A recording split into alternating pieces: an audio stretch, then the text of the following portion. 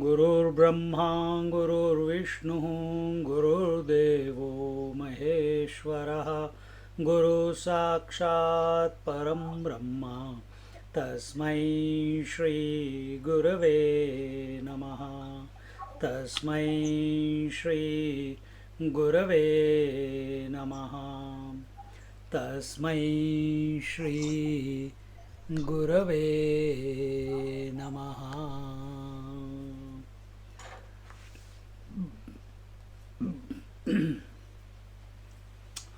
So, we are in Ishavasya Upanishad. We are in the fourth verse. Today we will be starting. And last week, in the third verse, it was told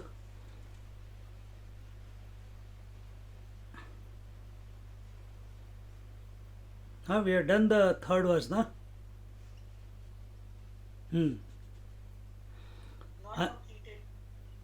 अनेजदेकं मनसो जवीयो नैनद्देवा आप्नुवन् पूर्वमर्षत तद्धावतो ज्ञानत्येति तिष्ठत तस्मिन्नयो मातरिश्वा दधाति. And in that it was told that the Atma, the self, it is it is not moving, it is unmoving, and like the air moves, the fire moves, the water moves, the mind moves, the senses move, the earth moves, but the space, does it move? Space doesn't move. But what is space? Inert. It is not there. Then what is this? This is Atma. And what is its nature? Its nature is unmoving, and there is no trembling within it, and therefore it is even faster than the mind. We saw that last week. And the senses cannot attain to it, senses cannot see it, senses cannot see, hear, touch, feel, taste, feel. And also it was told that,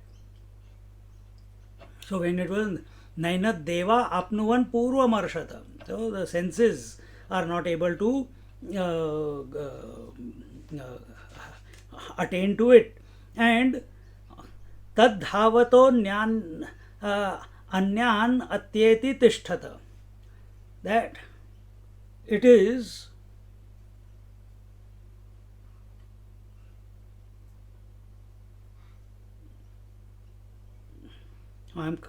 okay, anyway.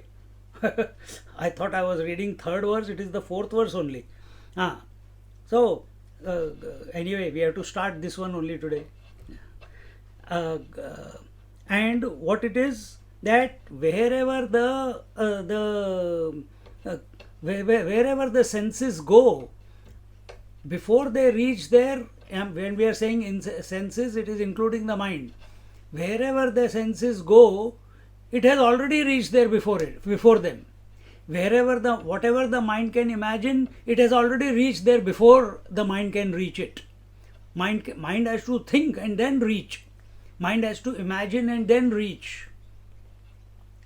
But this Atma is already there, and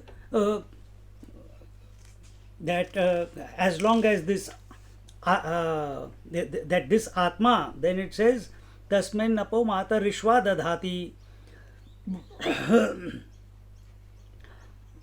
That as long in the realm of the truth, if we say that way, in the realm of the truth, uh, in its rulership, in its lordship, uh, even the Vayu, even the Matarishva, that is the Vayu, the nurturing, the air which gives life to everyone, even that that it seems to be nourishing all the people in this world, in this creation. And now we will talk about it a bit more deeply into it. It is not that straightforward. Straightforward is this much, that this Atma is unmoving. Straightforward is this much, that everything that else that has been talked about the Atma with respect to senses, in respect to mind, with respect to the breath, is only to explain to us because we feel we are a seeker, we feel we have to drop body identification, we feel our senses are a problem, we feel our mind is not is understanding everything but it is not clicking. And what is this Atma which we are trying to seek? It is our nature. It is two things at the same time. What is it? It is transcendental and immanent. Immanent nature of Atma is like water is immanent in ocean and waves. Water is immanent in ocean and waves. Yet, the water is transcendental to ocean and waves. Meaning that whether water and waves cannot be without, ocean and waves cannot be without water, and water can be without ocean and wave.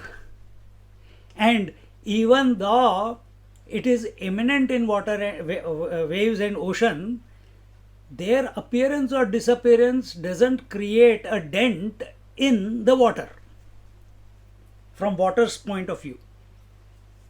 Exactly the same now apply to yourself. Apply to yourself. That Atma is the Satta, Atma is the Lord, Atma is the foundation, substratum, common denominator. It is transcendental and immanent at the same time. Meaning it is in and through the waking, dream and sleep.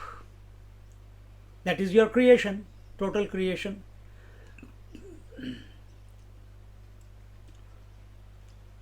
The waking, dream and sleep are dependent on the common denominator, the Atma. And Atma is transcendental. It is, even though it is supporting these three, I should say add one more, Samadhi also, even though it is supporting the four, yet it is independent of the four. They cannot touch it. Now this point is going to be told here in the last week. In the third verse, I was going to say the third verse, but I went to fourth, Lord's Leela. And there it was told towards the end, what? That the illiterate, ignorant are called suicidal people, and only because they are called that way is because they are disregarding the self which is always present with them. And instead they are thinking of gods, they are thinking of devatas, they are thinking of higher realms of experiences, and therefore depending upon their imagination, depending upon their imagination of their mind. Punarapi jananam, punarapi maranam, rebirth, reincarnation is there. They keep going through the cycle of birth and death and birth and death and birth and death and birth and death. Who are these people? The ignorant people. And what are they ignorant about? What? See, when we say ignorant, we think, oh, I have studied so much, I have gone to satsang for so much. This is still ignorance only. Narad Muni, you can't even compare yourself to Narad Muni. Even if you have studied Bhagavatam and the Upanishads and the various scriptures of Panchadashi and Prakaran Granthas, etc., etc., still you are unpad. Unpad means ignorant only. Why? Narad Muni, he had the knowledge of 64 knowledges. Everything that is there in this world, he had the knowledge of. Yet he was discontent. Yet he was not happy. See? Yet he was not happy. So here we are not talking about that relative knowledge. We are not talking about that knowledge which can be gained from somewhere. We are not talking about that knowledge which was absent before and is present now. And if I don't associate with this knowledge, it will become absent again. No, we are not talking about that knowledge. We are talking about that knowledge which is ever present, which was there before, which is there right now, and which will be there hereafter. Because there has never been a time that it is not. See? So here, taking this train of thought, here he says in the 11th page of the Bhashya, Yasyatmano hananad avidvamsah sansaranti tad viparyayena vidvanso jana muchyante tena atmahanah tat कीदृशम आत्मतत्वम इति उच्यते. By killing that Atma, can Atma be killed? No. But do we know ourselves? No. So that means that which is ever present, we are not available to it. So it's a very strong language that Shankaracharya, Adi Shankaracharya ji has used. He says Atmahanan. So those people, that means the ignorant people who have killed the Atma, killed the self, such people go in and through, again and again, through the Janma Marana, go through the what you call, through the cyclical life of reincarnation, and thus they become, what they gain is only sansar. They never gain realization. They never gain the moksha, the liberation. They never gain, and moksha, realization, liberation is nothing but self-realization. And because these people, these ignorant people, have given validity to that which is only appearing, and not given validity to that which is always.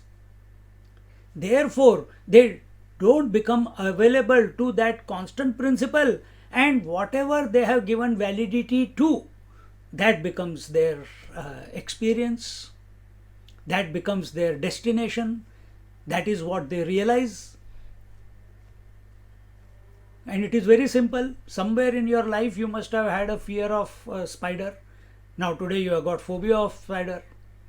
Yet other people, they take spider as a pet in their pocket. What happened to you? Because you created a mindset that this spider is yuck.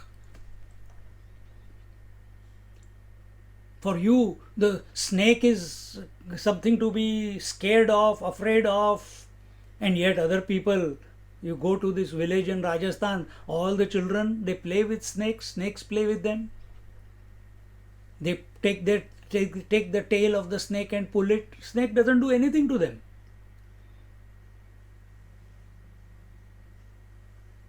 But for us, the moment we see a snake, oh, our pant becomes wet.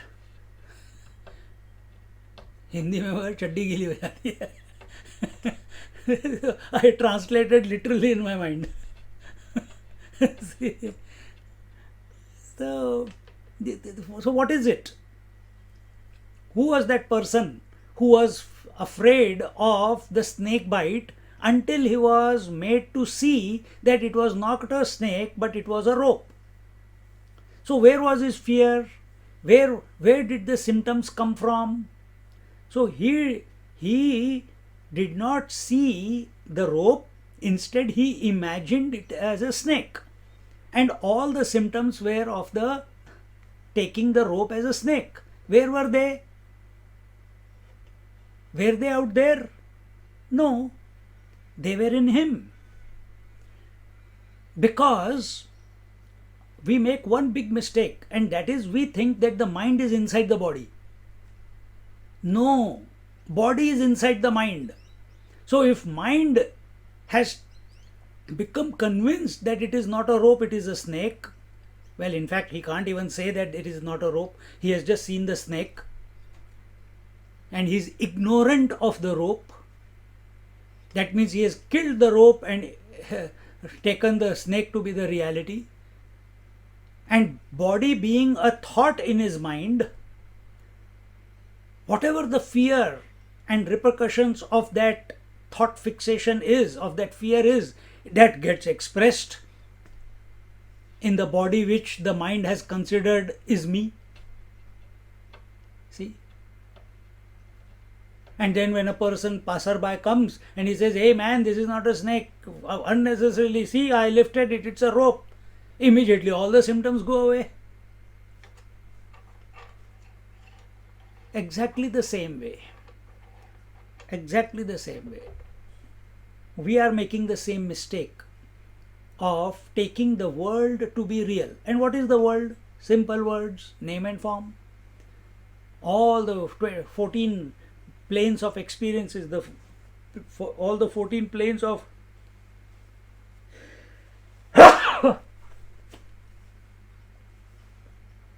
all the 14 lokas, they are nothing but name and form.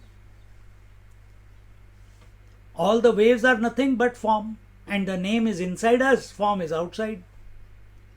Wave, the word wave is inside, form of wave is outside. But what is it truly? What is it truly? Truly speaking, the wave is nothing but water. Form of the wave is only an imagination on the water. Exactly the same way. When we are obsessed that I am a form, I am only this form, samsara begins. And if you remain there, janma maran begins. Birth and death begins. So, here, now, so now if the question is that Atma is the transcendental and immanent reality, then, and the stupid people are ignorant about that Atma, then question is, what is this Atma? And to answer, to address this question, what is this Atma? Here this verse, the 4th verse begins. This is where we are today.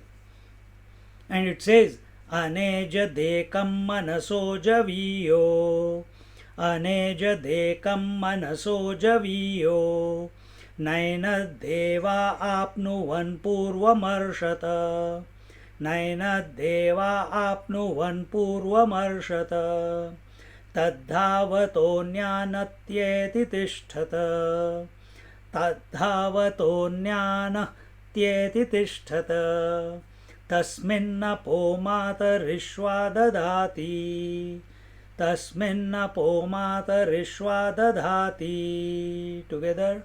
Aneja dekam manaso javiyo, Naina deva apnuvan purvamarshata, Tadhavato jnanatyeti tishtata, Tasminnapo matarishva dadati. Meaning I have already told you. So we'll straight away dive into the bhashya. where each word will be taken up and looked at from all prospective angles, and see its place in the whole scheme of thought. Shankaracharya says, Anejat na ejat. Anejat na ejat means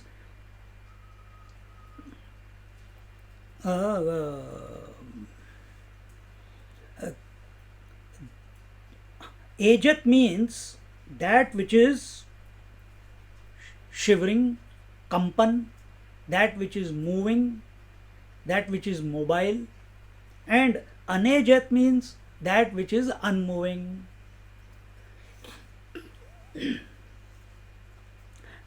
And this is coming from the dhatu. Then the second verse says, Ejru kampane, kampanam chalanam swa avasthapyuchitah tad varjitam sarvada eka rupam iti arthaha. He says that where are we? That this ejru is the root verb of the word ejat, and from that, if you add to it, it is the negative. The is cancels it. So anejat, unmoving. Ejat means moving. Anejat means unmoving, and therefore that is how this. And what is the meaning of the verb? The dhatu ejru, it means to kampan, to means to shiver,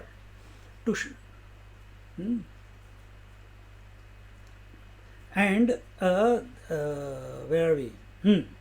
And in this way, this Atma that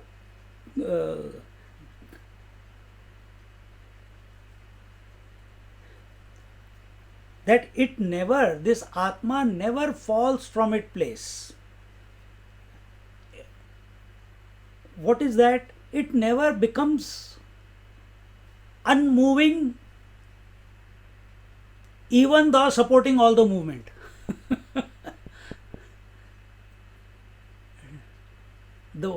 The space remains unmoving in spite of supporting all the movement. What is moving? Air is moving, fire is moving, earth is moving, water is moving, people are moving, plants are moving, animals are moving, everything. Day and night are coming and going, but space doesn't move. Arey baapre, how can this be? Never thought like that. That space is, space never moves, but it supports all movement. See, that is what is sarvada eka rupam iti artaha. It ever remains one. It ever remains the same. It ever remains eka rupam, unchanging. Meaning it ever remains the same. The moment there is a shiver, immediately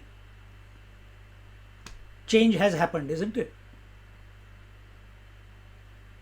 So from water's point of view, from outside you are seeing there is a shiver of wave. But from water's point of view, nothing has happened.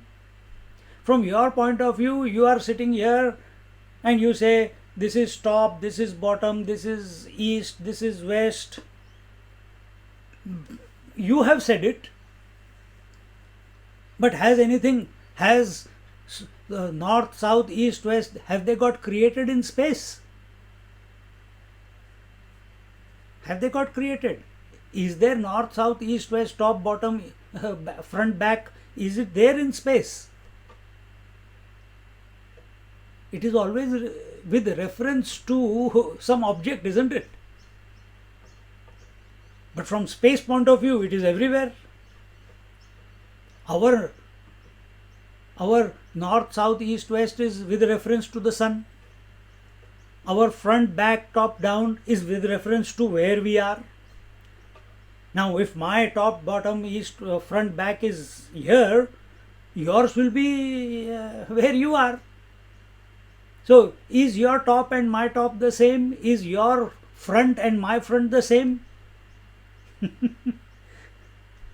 Is my back and your back the same? Funny, no? So we have created so many fronts and backs depending upon our reference point is our body.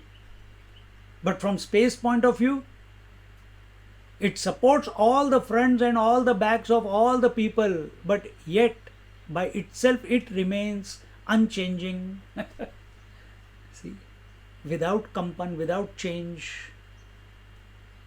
See how wonderful. And this you understand, this example that I have given you, this you understand from Atmic point of view, from the self point of view. That self supports all the changes as if, but itself remains anejat, unmoving. See, this is the beauty of Vedanta. Even while talking, you are there. You don't have to do anything to get anywhere. No pranayam, no yoga, no single pointedness exercise. You don't have to remove the thoughts. Nothing. You just interact with the satsang, and as the thoughts are being presented, you are there. You have got no doubt that you are. The thoughts are changing, you are there. You are not changing, thoughts are changing. Breath is changing, you are there. You are not changing, the breath is changing. Senses are changing, you are not changing. You are constant. Eyes are seeing, ears are hearing. Look at it some other way. So many colors and forms. Eyes are the same, eyes are not changing. Colors and forms are changing. Sometimes I am looking at the first pictures, then this Meena, then Usha, then Ravi, then Mata. So the forms are changing, but the eye is the same. Senses are changing, sometimes seeing, hearing, touching, feeling. Mind is the same. Mind is changing, so many thoughts. So many thoughts. But the life is same. Life is not two.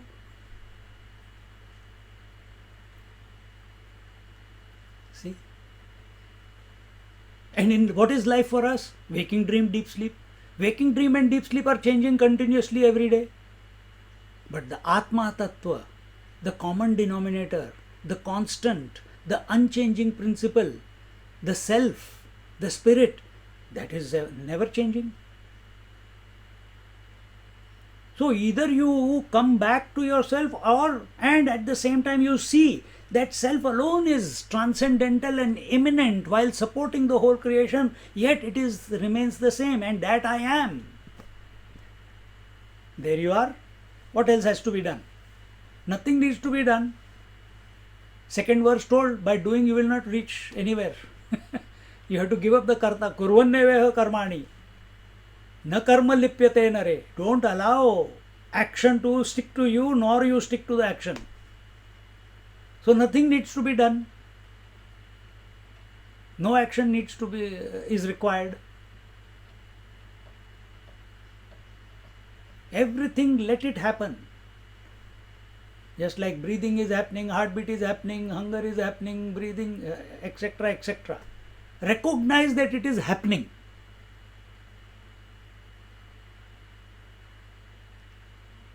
And be indifferent to it. And how do you become different? Oh, I am indifferent to seeing, I am indifferent to his speaking, No! Indifferent means in spite of all happening, we are completely at or in the poise of the self, which is the constant. We are aware. And when we are aware of the self, then activities will happen, but we are not concerned with them. Just like activity of hair growing on your head is happening at this moment. Are you aware? If I don't remind you, the activity of breathing is going on. Are you aware? Only when I said, then you become aware. Otherwise, activity is going on. The activity or movement of heartbeat is going on. Are you aware? No. When I tell you, then you become aware. Suddenly, duk duk duk duk duk duk. You become available to your heartbeat. The movement of blood is happening, the water is happening, everything, digestion is happening, but you are not aware, but activity is happening. Don't be obsessed with activity. Anyway, activity will happen. It's happening. It's a phenomena. Nothing can be done. You be aware of that which is constant. Don't be obsessed with form.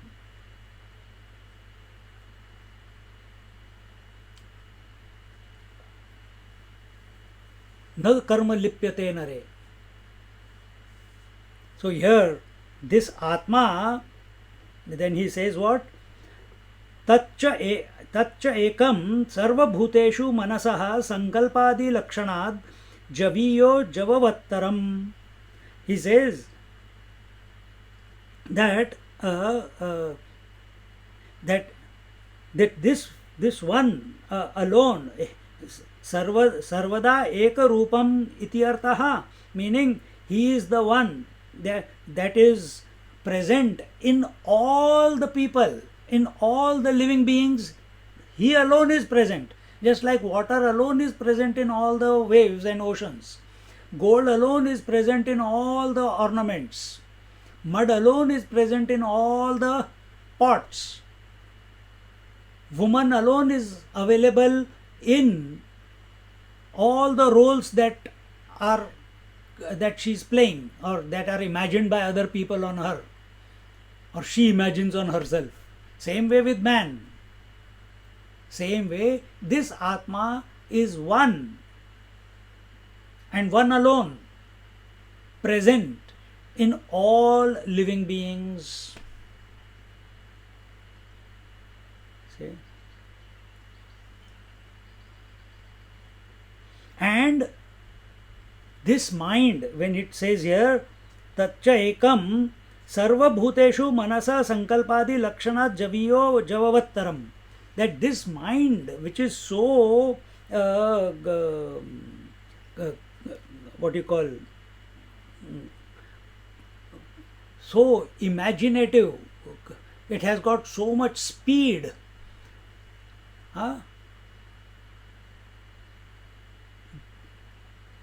this Atma is even speedier, even faster than this fast mind. They will explain now. Then he says, Katham viruddham uchyate dhruham nishchalam idam manaso javiya iti cha. The student asks the question,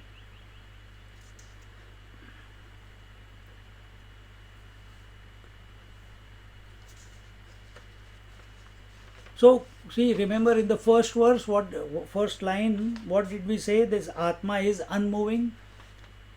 Atma, when it accepts the conditioning of Desha Kala Vastu, Desha, space, time and objectivity, when it accepts the conditioning of Desha Kala Vastu, then it has fallen. Then it has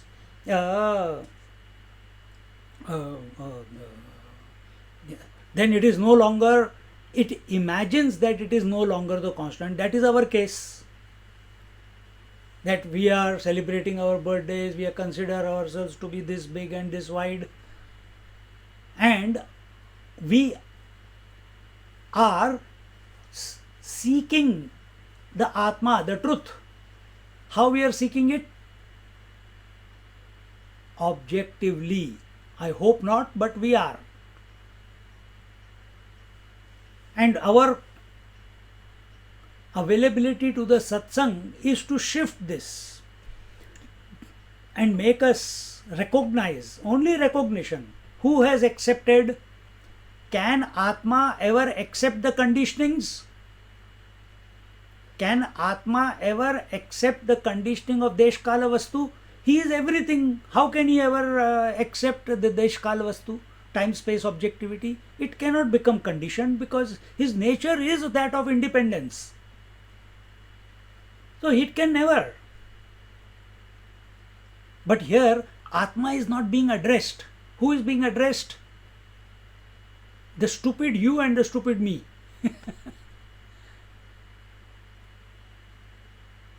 The one who is considering himself or herself to be an individual, to be born in time, occupying certain space, and now as a seeker is seeking the truth objectively, thinking that I will get the experience of liberation, thinking that I will merge into the divine, that I will surrender into the divine. And for that, oh, I am going to do this, I am going to do that. Understand, by doing, truth will not be achieved. Truth is our natural state. So, all this conditioning, to whom is this conditioning? So, when we say Atma conditioned with space, time, and objectivity is the individual. So, this statement is not being told to the Atma, the self. This statement, the scriptures, in all their depth and logic and everything, are not being told to the truth, are not being told to the Atma, the self. They are being told to the deluded one, to us who are thinking that we are the seeker, who have done kurvanneveha karmani, who have done the work all the properly. We have done our bhajan kirtan, we have done our upasana, we have done our pujas, we have done our japa. Now we have come, by God's grace, we have become interested in the Upanishads. Because you recognize, you have understood that there is no end to karma. You have recognized that the more upasana you do, the more you get caught up in it. Because you are doing it objectively. And after some time we become so expert, the mind is chanting the mantra, but you are thinking about your problems.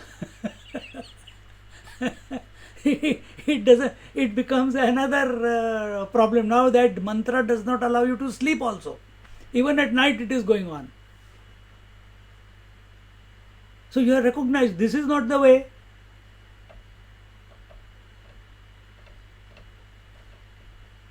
So there must be a way out. But yes, it has helped you some way. And it can only, it is not your doing, it is not anyone's doing. It is only by grace that we develop an interest for satsang. And it is only by grace that we continue to be engaged with satsang. And it is only by grace that in satsang, without us knowing, our notions, wrong notions are destroyed and new oceans, I shouldn't say new notions, our wrong notions are destroyed and no new notions are allowed to be cultivated. I have to be careful what words I use. Huh? So old notions are destroyed and no new concepts, ideas, imaginations, notions are allowed to precipitate. And this happens only while listening, it happens. And you must have all noticed it sometime or the other. In small doses it begins.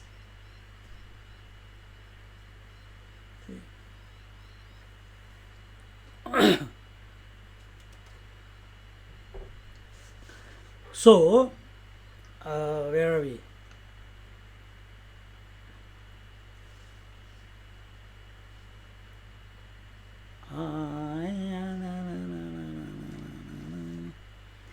Ra na na na na na. Ha. So, uh, uh, so it's unmoving, and yet it is moving faster than the mind. How is it possible? Katham viruddham uchyate. How can the scriptures say it so contrary to our experience? Huh? That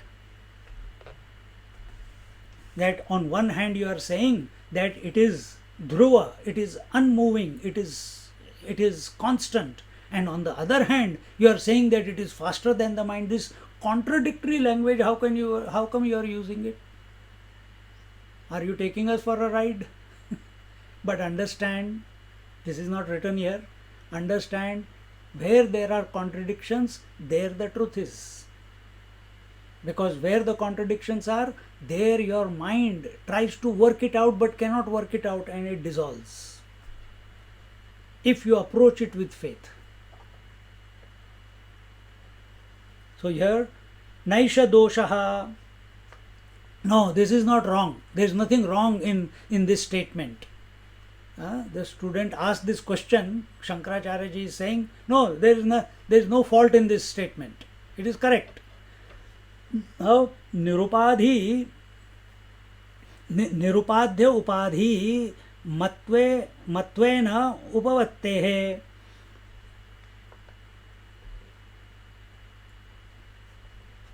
And then he says, I'll come to that. That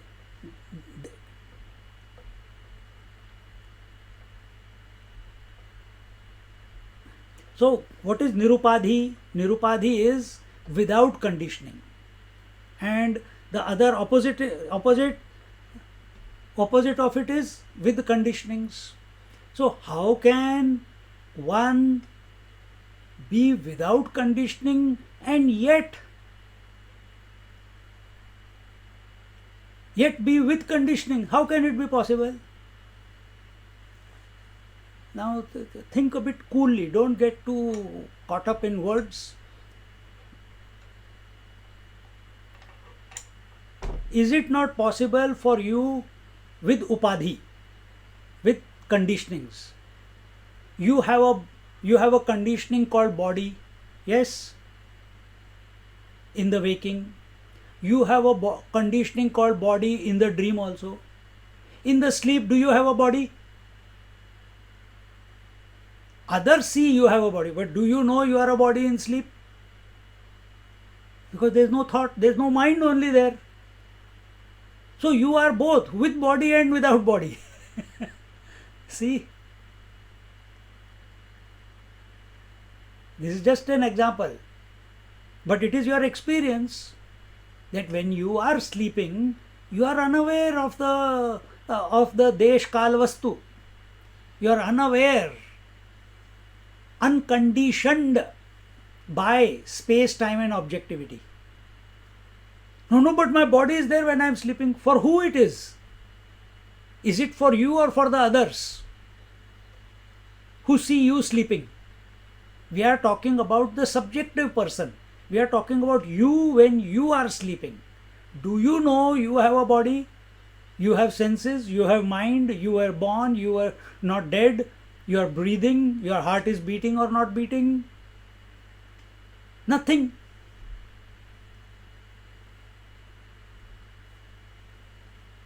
See?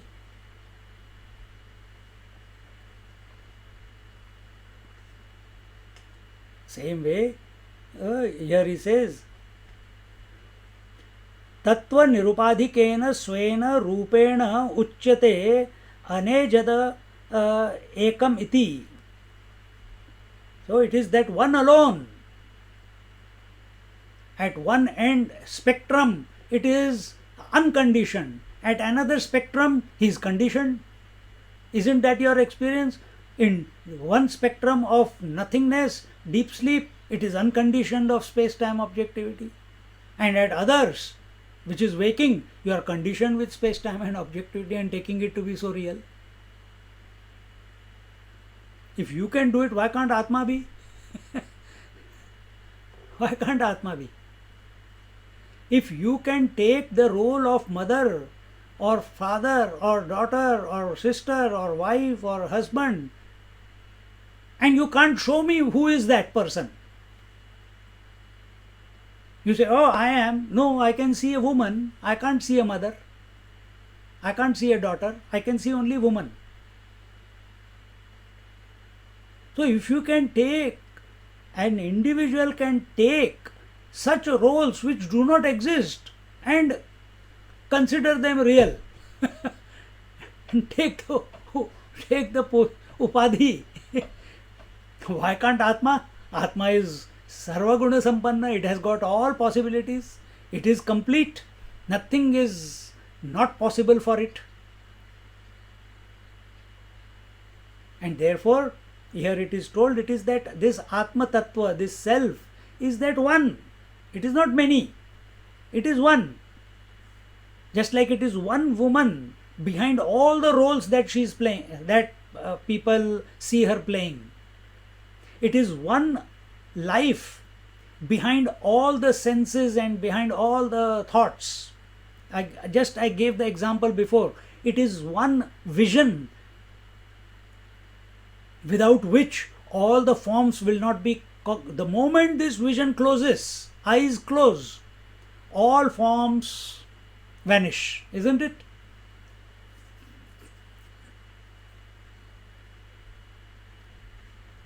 If the mind is not there, then senses cannot function.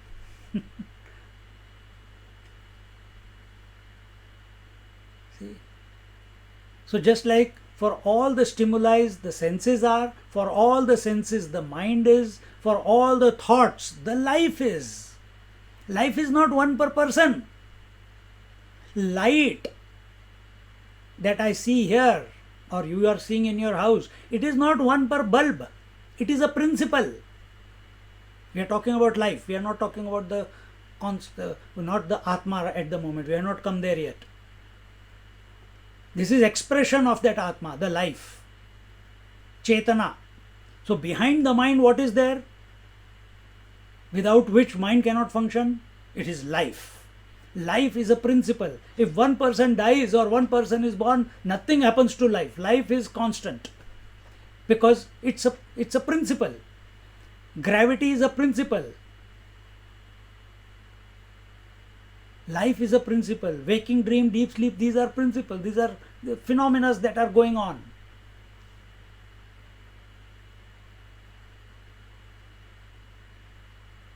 See? Same way.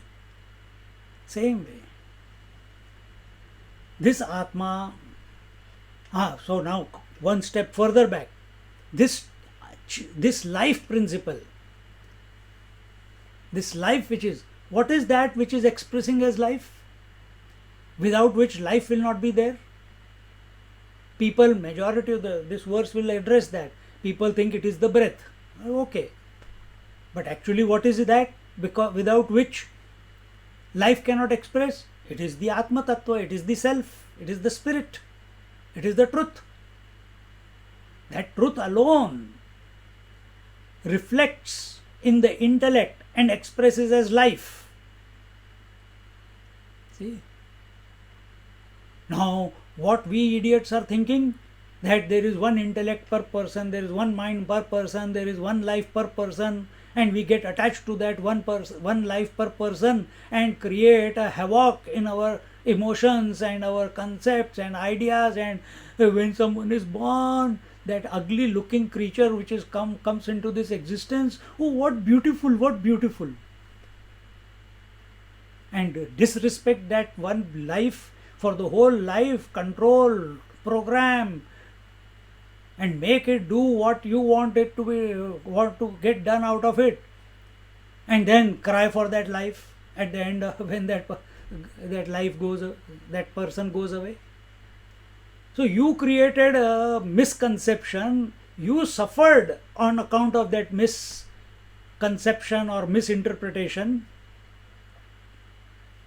Correct it. And here and it can be corrected only when we come to the original one, not an imaginary one. So here he says that what is that?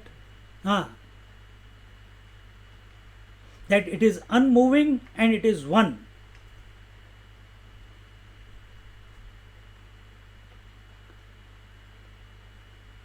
And where are we? Tatra nirupadhikena swena. Where did we come to? Did we read this? No. Okay, I'll read it again. निरुपाध्युपाधि मत्वेन उपपत्तेः तत्र निरुपाधिकेन स्वेन रूपेण उच्यते अनेजदेकमिति. Till here we read. मनसो अंतःकरणस्य संकल्प विकल्प लक्षणस्य उपादेः अनुवर्तनाद् इह देहस्थस्य मनसः ब्रह्मलोकादि दूरगमनं संकल्पेन क्षणमात्राद् भवतीत्यतो मनसः जविष्ठत्वं लोके प्रसिद्धम्. So what is he saying now, starting from this part? मनसः अंतःकरणस्य संकल्प विकल्प लक्षणस्योपाधेः अनुवर्तनाद् इह.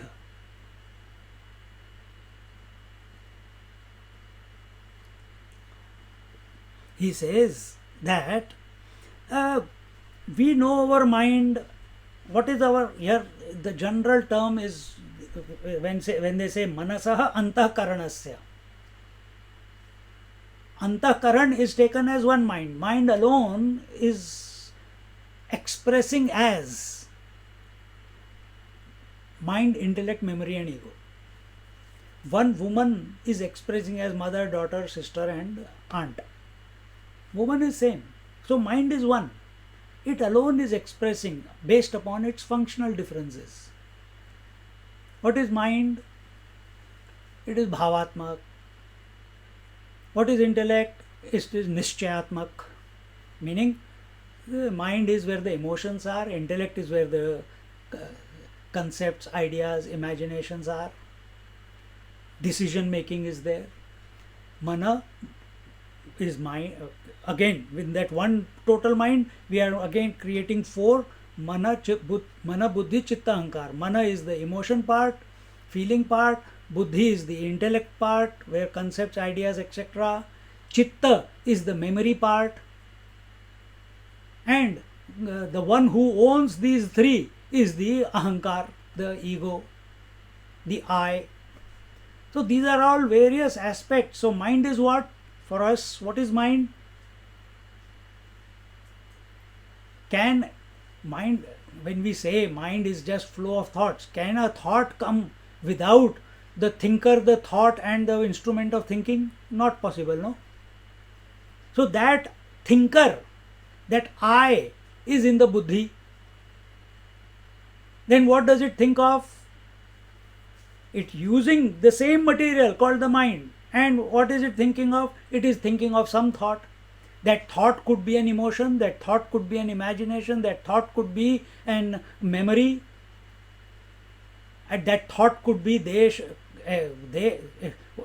when we say we are conditioned by space-time object, these are just thoughts. For whom? For the thinker. Who? The I. That I is in the buddhi. So here he says, manasaha antakaranasya sankalpa vikalpa lakshanasya upadehe anuvartanad iha. So he says that we know that our mind, antakaran, and sitting here we know there is Brahmalok, that there is heaven. Bhur, bhuva, suvaha, janaha, mahaha, tapaha, satyam. The different higher planes of experiences. Or we are sitting here and we are thinking of Switzerland, we are thinking of the Rockies in America, we are thinking of Alaska, we are thinking of the Norway where 6 months day and 6 months night. We are imagining. If you have to imagine, why think of something small? Brahmalok, Satya. What is that lok? What is that plane of experience? Where there is no hunger and thirst, there is no old age and death. You are imagining. Why not imagine that? And it is that place. So we are sitting here, and as I am speaking about it, क्या हो गया? As I am speaking about it, we are imagining of the Brahmalok, that plane, that experience where you never get old, you never get any disease, you never get hungry, you never have to, and you know, always youthful. Wow! Half your problems will be over. Why half? All the problems will be over. Because whole life what you are doing? Only trying to maintain your health. Only trying to, why you are earning money? So that you have a sense of security and you are able to fill up your stomach. There everything is, it's not required only. And if you want, okay, it's available in plenty, in abundance. Think that we don't have to worry about food, old age, etc. And when we are thinking of such a place, in a fraction of a moment our mind is there. It doesn't take too long. Immediately it starts building the image in front of our mind. What this place could be like, how beautiful it will be, etc., etc. And therefore we reach there in a fraction of a moment. And so if that is the case, when, as the verse says, then Atma has to be there, and for it to be there, it has to be faster than the mind. So when your mind is thinking of Brahma Lok, that plane of experience of heaven, Atma, the self, is already there. Mind reaches. Mind reaches. Self is already there.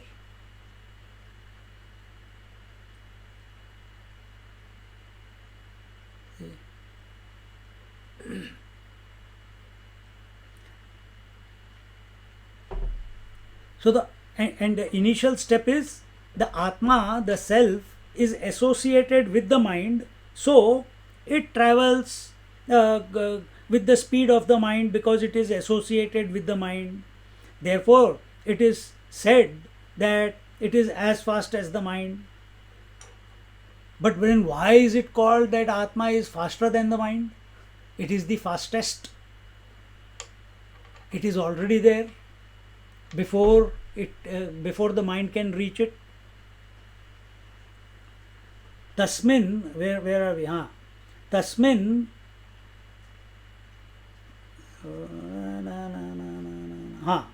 तस्मिन् मनसि ब्रह्म लोकादीन् द्रुतं गच्छति सति प्रथमं प्राप्त एवात्म चैतन्यावभासो गृह्यते तो मनसो जवीय इत्याह. He says that this feeling that how can Atma be there before, how can Atma reach faster than the mind? This is based on the assumption that Atma is a concept of the mind or is an objective experience of the mind. Be very attentive now. You are feeling or thinking or have this conviction that Atma and mind are separate, and before the mind reaches somewhere, how can Atma reach?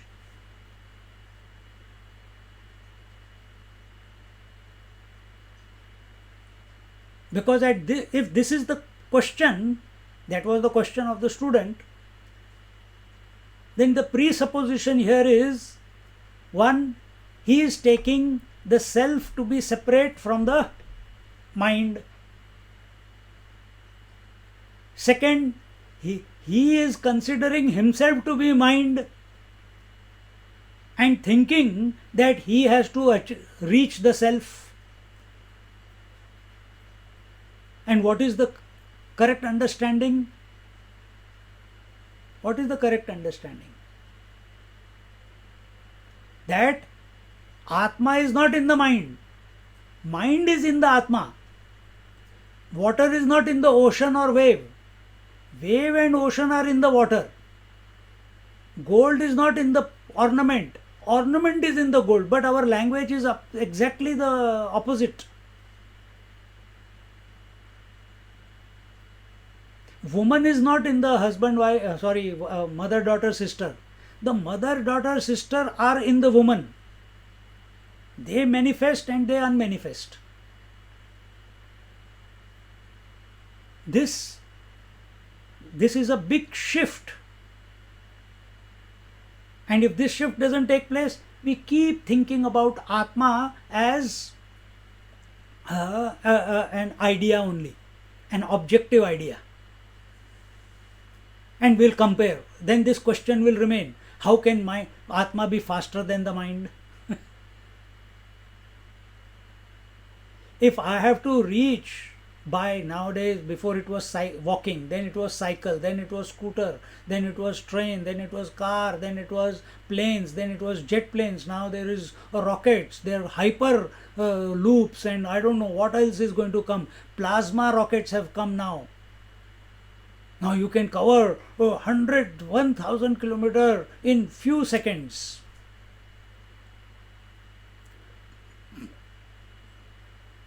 But is the space not already there where it is going to reach? So the space that this rocket was occupying when it started and is going to reach its destination, whatever time it takes, is the space already not there?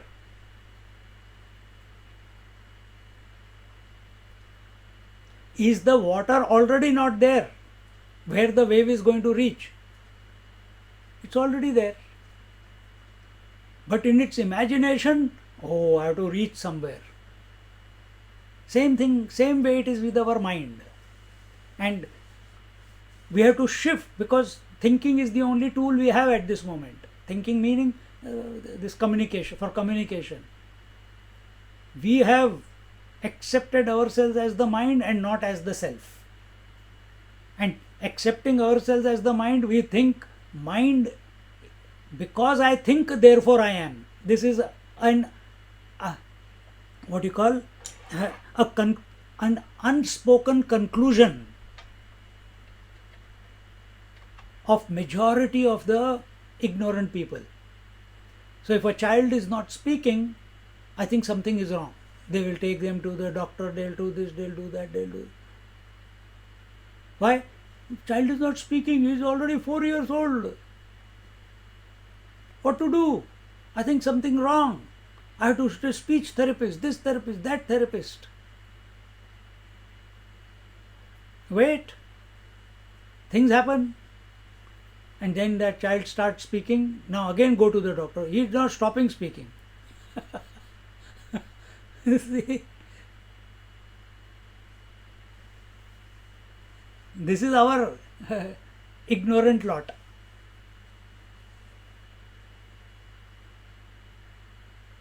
So if Atma is before, we saw that in this third verse, first and third verse. If Atma is all pervasive, first verse, our Atma is everywhere. Third verse, that Atma is before, Atma is after, then in the middle, how can Atma not be there? The self not be there? It must be the self alone. So you have imagined that the self is not there and you are thinking that you are the mind. But actually speaking, and mind is only where there is where you are attached to the form, attached to objectivity. There the mind comes up. What is the difference between you and the Mahatma? The difference between you and Mahatma is there is Atma and there are the senses, that is the body. In between these two is something called mind. Senses can be seen. You see, every body has 5 senses, isn't it? Eyes, ears, nose, etc. And every body has a life. Life is expressing through. So there is the life, the Atma, and there are the senses. And in between, something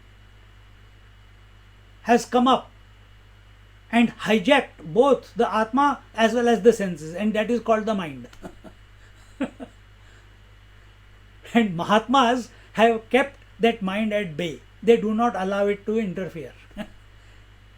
How? Udasin. They remain indifferent to the mind. They remain indifferent to the mind. They also see, their eyes are seeing, but they don't create like and dislike. They don't create past and future. They don't create I am getting old. They don't compete with you if you come with your problems. They say, oh, I got more problems than you, I will show you. No.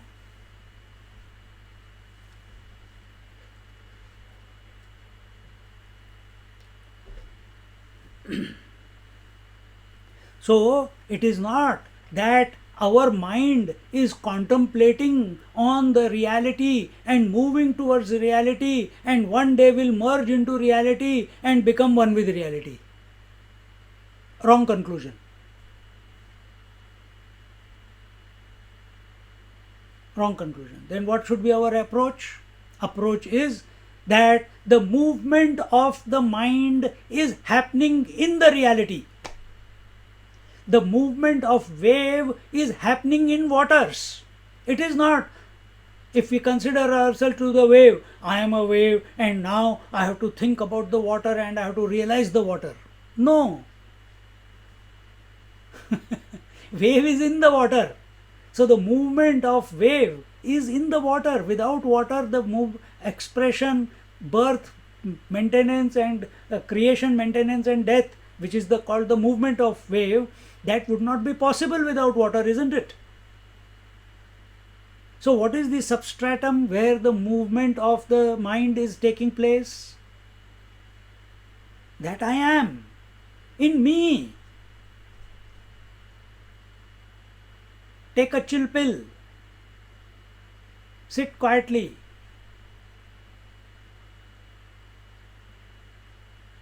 And don't become anybody. Just sit still. Watch. Let the mind think. Let the breath go on.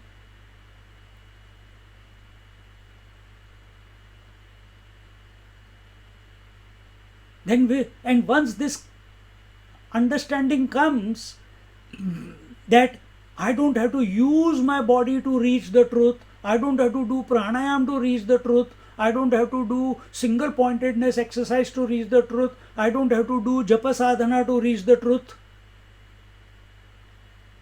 I don't have to become convinced to reach the truth. If I have to reach the truth, I have made the truth a far off destination which is not present at this moment. If this is happening, we are thinking that we are the mind and self, reality, spirit is a destination somewhere. Oh my God, it is so difficult to reach. But as Jnaneshwar Maharaj also says in his Amrita Anubhav, the Guru Maharaj knows and plays the game of Guru Shishya. So same here, the Atma is, it is the only constant principle. It can never go out of existence. That's why this Upanishad began with Purnamada Purnamidam. Listen to that first lecture or second lecture. It is complete. It has never fallen from its fullness and completeness. The water doesn't become less or more because of expression of waves or dissolution of waves. Same way,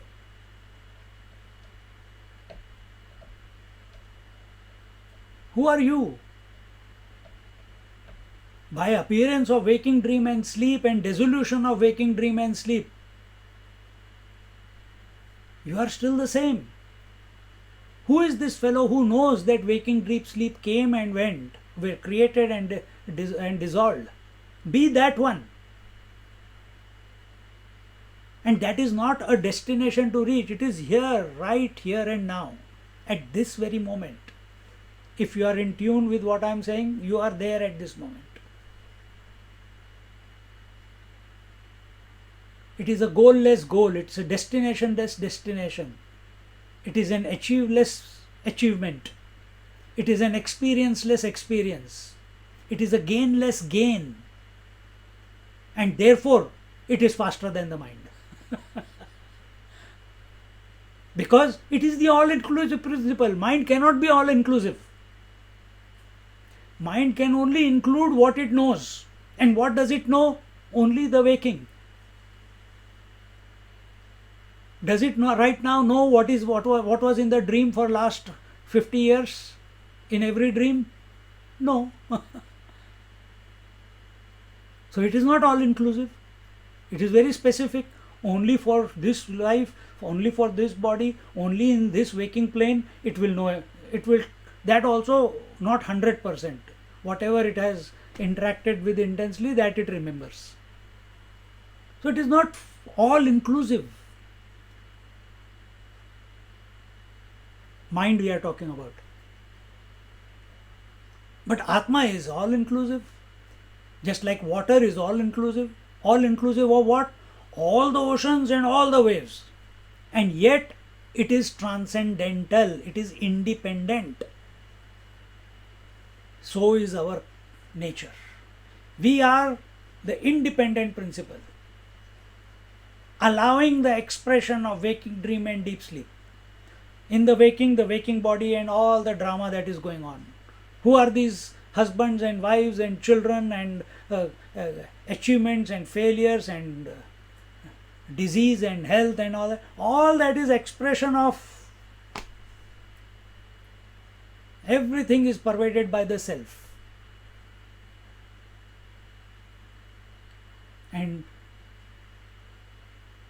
But you are thinking, when first I must secure my future, I must have enough money, then I will take sannyas. I want to sit meditation. Oh, I will sit. What are you going to do in meditation? I want to dive into myself. Okay, what are you going to do? No. First, the AC should be at the right temperature, the fan should be going on, and and the asana should be correct, and it should be facing this way or that way. Oh my God, this is a bit hard. You are lost in the paraphernalia. The one who is in tune with the truth, he doesn't prepare. He doesn't delay. He doesn't ask. He doesn't take permission. I have to take permission from my Guru Maharaj. Can I dive into the self? He will give him a kick. If your hand is in the fire, are you going to ask your Guru Maharaj, should I take the hand out or leave it in the fire? If you are thirsty, are you going to read the scriptures and then see in what manner to drink water? ऊपर से पीना है, SIP करके पीना है, copper में पीना है, steel, I should drink it from a copper glass or a steel glass or a glass. Should I drink it with sip by sip, or should I gulp it down? Should I pour it into the mouth, or should I touch the lips to the glass? Will you do all this research when you are thirsty? When you are thirsty, question, how am I going to quench my thirst?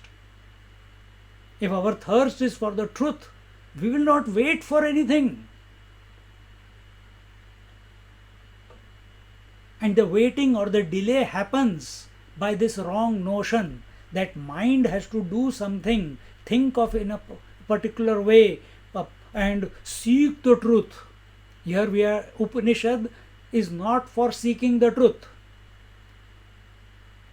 Upanishads are to make you realize, to make the seeker realize that he is the truth right here and now, without delay.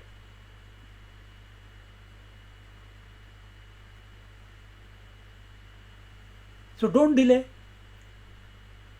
I am a seeker of truth. No. You are. Mind is because of you. I can't even say the word because of you.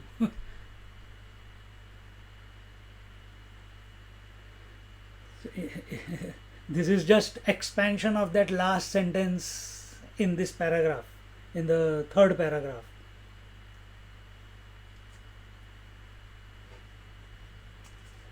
And why did we say that? That wherever the mind goes, the Atma has already reached that destination. So now mind is trying to gain the self, realize the self by surrendering to the self. The self is already there. That was the thought that was being told.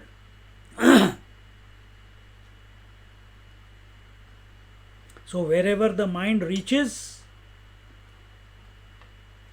the Paramatma, the self, the reality is already there. And it is already there as Paramatma, not by anything else. It's already there.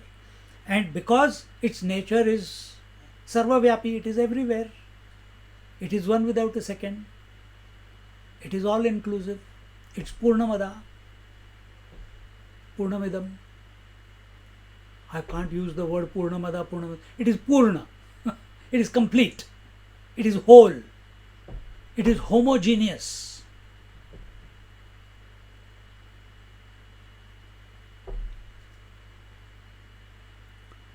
And because it is everywhere, it is homogeneous, is all pervasive, therefore it is supporting all the conditionings of the mind, and therefore it is faster than the mind. Because time, space, objectivity, conditioning, objectivity, subjectivity, aham, idam, thought, thoughted, thinking, all these are concepts of the mind only. These are all ideas of the mind. And there is someone who is illuminating the mind, no? In whose presence this all is happening. So all the upadhis means conditionings. Upadhis means the limitations. And limitations are always changing. They have a beginning and end. And all the beginning and end is only in the mind. It is not in the self. And self being of the nature of all pervasiveness, one without a second. So if you understand these 2 points, therefore the Paramatma, the reality, the self is already there where the conditioned mind is trying to reach or has reached. See, what is the difference between Atma and mind? Again, another point. This is not given in the Upanishad here, but I am putting it across so that we exhaust this thing and we finish while talking and listening. What is the difference between consciousness and or the Atma and the mind? Because mind is also nothing but the pure consciousness, isn't it? But what is the difference between the pure consciousness, Atma, the self, and pure consciousness as the mind? One is without conditioning and the other is with conditioning. Remember this paragraph, third paragraph began with Nirupadik and Sopadik. So Nirupadik was without conditioning. When there are no conditionings, it is called Atma. Mind without conditionings is the self. Self with conditionings is the mind. Mind is limited, self is unlimited. Mind is conditioned, self is unconditioned. Mind has a beginning and end, self has no beginning and end. And therefore, wherever the mind reaches, the self is already there.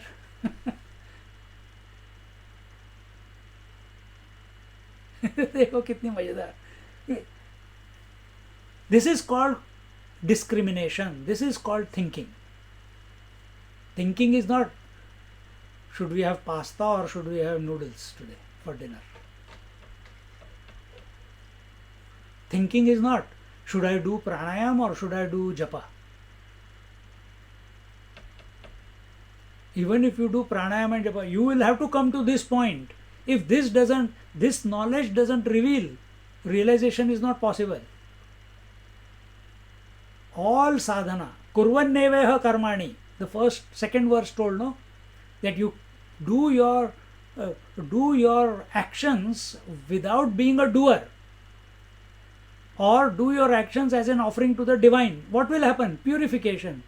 What will happen as a result of purification of karma? This knowledge must flower within you. This knowledge will must flower within you.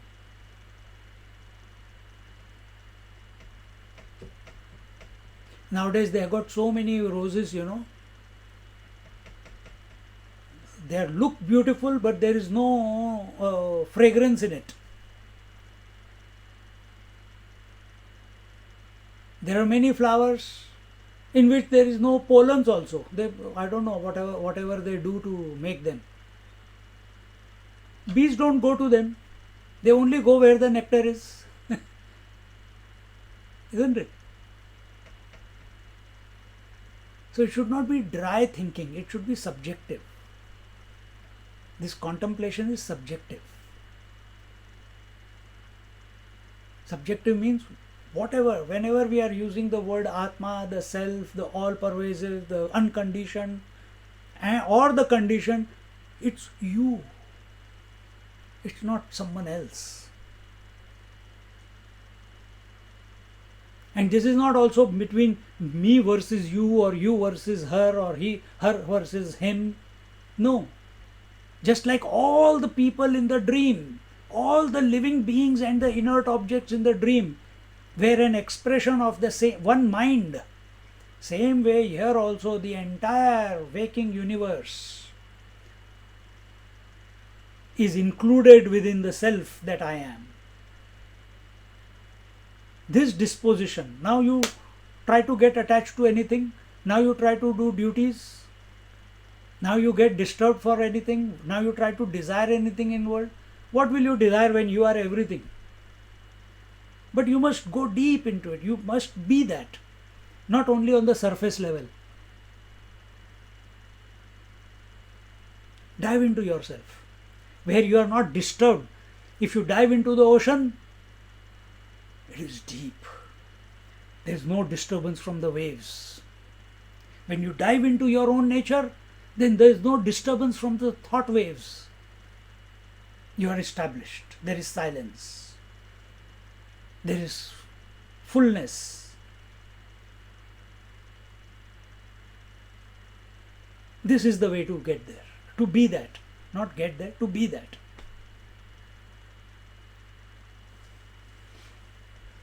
In the fourth para he says, Nainad deva dyotanad devashchakshuradi chakshuradin indriyanetyat prakrutam atmatattvam napnuvan praptavantaha. He says, devas are called sense organs. Sense organs, here the definition is given, Dyotanat Deva. That which illumines is God. That which illumines is the senses. That which illumines is the God, is the Devatas. Meaning, so this is the sun god, this is the moon god, this is the Ashwini Kumars, this is Saraswati, this is, and this way every part is told. But everywhere there are gods. So it's not gods above the clouds in the sky, in the space. No, gods are right here. So what is the definition of gods now? Instead of going around Navagraha and breaking your head and coconut is a head, breaking your head in front of the Lord. Who is God? Dyotanat Deva. That which illumines is God. Now you find out what illumines.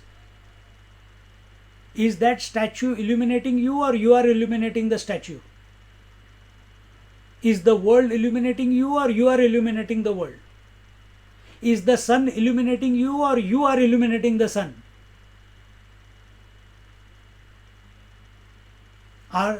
Is the sun or moon illuminating the senses, or the senses are illuminating, eyes are illuminating the sun?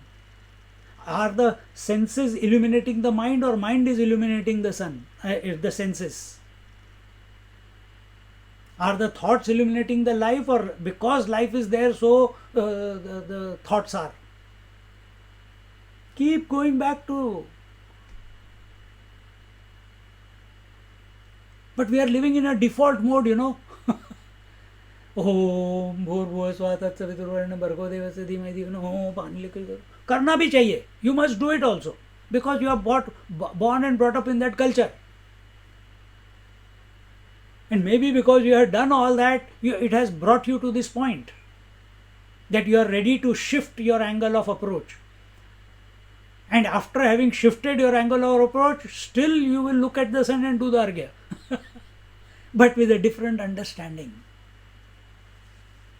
With a different understanding.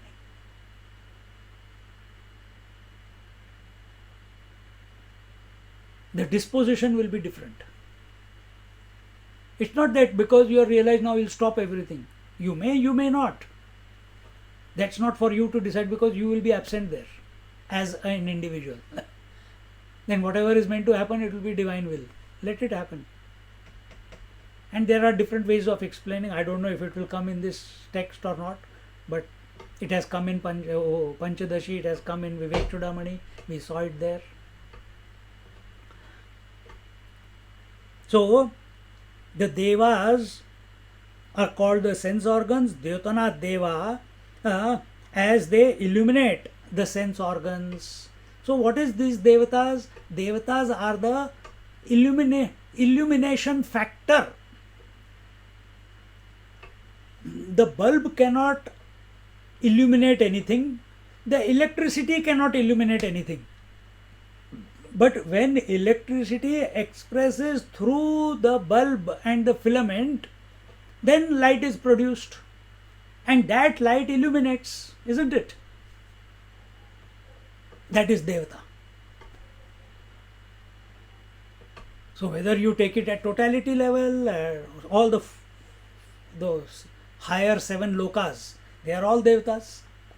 All the planes of consciousness. Planes of experience, sorry. Yes, consciousness also, because by the time you reach Satyam, it is total consciousness. Not infinite, only total. Otherwise, don't mistake total to be infinite. No. Total is not infinite.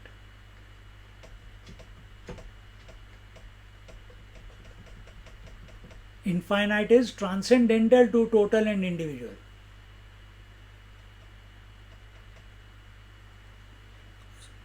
So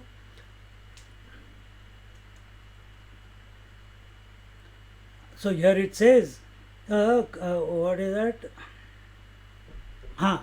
Where mind is faster than the sense organs. Here it says, Dhyotana Deva Chakshuradi, means eyes, etc., meaning all the five senses, chakshuradi, indriyani etat prakrutam atmatattvam na apnuvan praptavantaha, that all the senses, etc., they cannot come to know the truth. They cannot illuminate the truth. Why only truth? The objects cannot illuminate the senses cannot illuminate the mind cannot illuminate the life, and life cannot illuminate the Chaitanya Vastu, the prince, the self. Now we are looking, so first I took you up, now you look downwards. Now you look downwards. So because all this is coming because the thought was, what was the thought?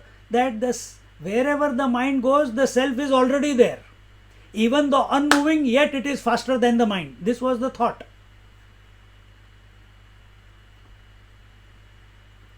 So mind is faster than the sense organs. So where mind cannot reach, how can the devas be the Paramatma? How can the devas be the self?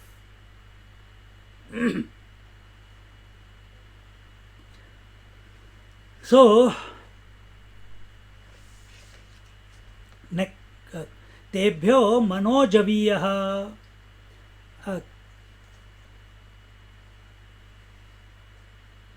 so compared to the tebhyo manojaviyah, that compared to the senses the mind is faster. Then mano vyapara vyavahitatvad abhasa matramapi atmanah na eva devanam vishayi bhavati. So compared to the senses, the mind is faster. Therefore, between the Atma and the senses is this mind, and it is here the word used mano vyapara vyavahitatvad. So this whole contemplation, thinking, examples, etc., this is mano vyapar. Vyapar means business. This is the business of the mind, to keep us in the loop of birth, rebirth, to keep us in the loop of individuality, to keep us in the loop of I want to be the seeker, to keep us in the loop of I have to realize. This is all mano vyapar. This is all business of the mind, not of the senses. Doubts are not in the senses. Convictions are not in the senses.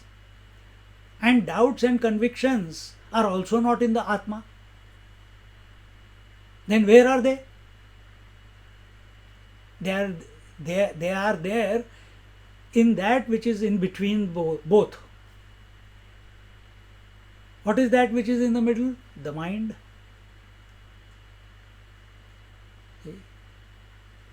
See, I said this again, I'll repeat it. In some class I must have said it. That our experience of the world is asti bhati priya nama roop. Asti bhati, asti the world is, bhati I know the world is, priya I love the world. And what is the other, or it is dear to me? And what is dear to me? What is dear to me? Nama roop, name and form. But this name and form is the illusion of the world. What is the substratum of this name and form? It is Asti Bhati, Sat Chit Anand. But where are we lost? In name and form. Who is lost in the name and form? Are the senses lost in the name and form? No. Is the Atma lost in the name and form? No. Then who is lost in the name and form?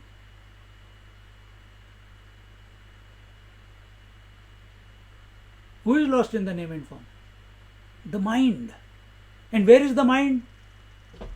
Never mind. Because it is not there. Nobody has seen the mind. But everyone knows. They have not seen the Atma, but they know they are the Atma. When you stand in front of the mirror, you can see you got eyes, you got ears, you got nose, you got mouth. You can see that. But where is the mind? You don't know it. It is not there.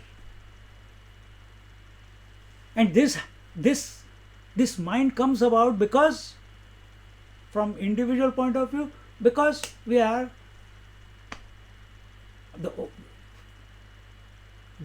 what you call, we are dissecting our experience as an individual, so that we recognize that we are essentially Atma and we are not the individual. And in that dissection, this conclusion we are coming to, that there is Atma and there is body. And between these two, some ghost has come up, and that fellow is called the mind. And all the doubts, confusions, aspirations, depressions, achievement, failure, success, everything is of that mind. Not of the Atma, not of the senses. Not of the self and nor of the senses. And we have to create such a condition that we keep this mind at bay, that we are not disturbed by it. We have to cultivate that type of thinking, because mind is the only tool we have at this moment, isn't it? Naturally it does that every night, but we go to sleep, we are not aware, we are not conscious. Oi, मेरे को बताओ, time हो गया, it's already 9:11. Nobody said anything, and nobody is fidgeting also. We'll continue. Also, remember, we have to start the next Yasma Javanan Manasopi Purva Marshata. From that paragraph we have to begin.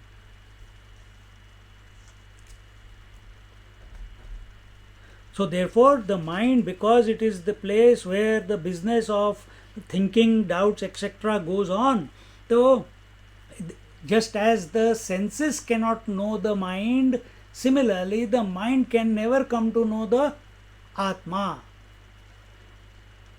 because mind is conditioned. Compared to the senses, mind is more expansive than the senses. But compared to the mind, self is more expansive. And just as senses cannot come to know the mind, cannot illuminate the mind, mind cannot illuminate the Atma. With this thought, you go to sleep now. Om Purnamada Purnamidam Purnat Purnamudachyate Purnasya Purnamadaya Purnamevavashishyate. Om Shanti Shanti Shanti. Harihi Om. Shri Gurubhyo Namaha. Harihi Om. Yes, it for